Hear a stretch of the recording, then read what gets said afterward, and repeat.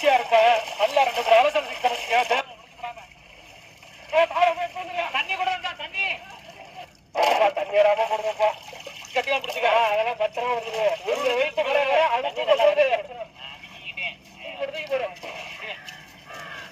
செட்டில ஆட்டினா சுத்தமான நல்லெண்ணெய். ஒரே சாச்சு வீடு அந்த கட்டியா ஒரு வீட்டுக்கு சுத்தி சுத்தி